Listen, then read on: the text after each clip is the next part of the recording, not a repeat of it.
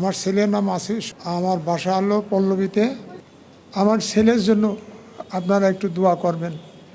আমার ছেলে মণিপুর স্কুলের ছাত্র ছিল, ইন্টারমিডিয়েট হলো কমার্স কলেজের এবং অনার্স কমপ্লিট করছে আইইউবি থেকে এবং খুবই ভালো ছাত্র ছিল আমার জানা মতে।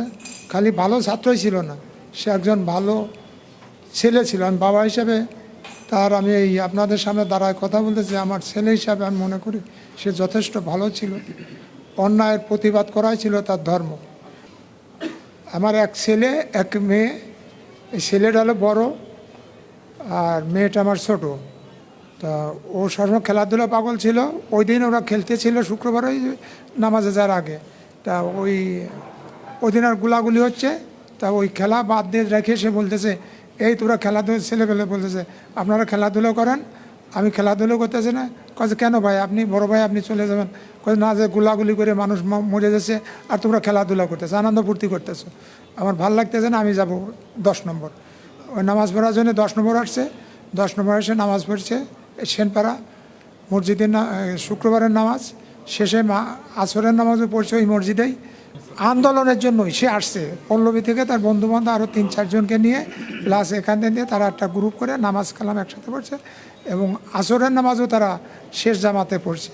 তো এই জন্যে বলতেছি যে আমার ছেলে আমার জানা মতে একটা ভালো ছেলে ছিল।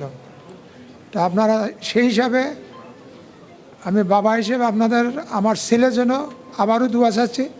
আর বলতে গেলে অনেক কথা বলা, এখন আমি খুবই শারীরিক মানসিকভাবে খুবই অসুস্থ, আমার জন্য একটু দোয়া করবেন। আর আমার ওয়াইফকেও নিয়ে আসছে, সে সাধারণত বাইরে কোথাও যায় না, সেও কিন্তু এই ছেলে হারানোর পর খুবই অসুস্থ হয়ে যাচ্ছে দিন দিন, এবং তাকে আমি মানে প্রপার ট্রিটমেন্ট আমি তাকে করতে পারতে, কেন তার মায়ের সাথে এবং আমার ছেলের সাথে তাদের যে কী সম্পর্ক ছিল, যেটা আমি হয়তো গল্প করলে বা বললে অনেকেই মনে করতেন যে হয়তো একটু বাড়াই বলছি। না, আল্লাহ পাকের ইচ্ছাই এতই। এবং তার মা এখনও বললাম না যে ওই খাইতে বসলেও ওই ছেলের চিন্তায় খাইতে পারে না, ওই ভাতে খাইতে কয়টা খেয়েই তাড়াতাড়ি উঠে পড়ে এইভাবে। তাই আমি আসলে আমি শারীরিক এক মানসিকভাবে খুবই খারাপ অবস্থায় আছি। আপনাদের কাছে দোয়া চাইতেছি আমার এবং আমার ফ্যামিলির জন্য, এবং বিশেষ করে দোয়া করবেন। আসসালামু আলাইকুম রহমতুল্লাহ।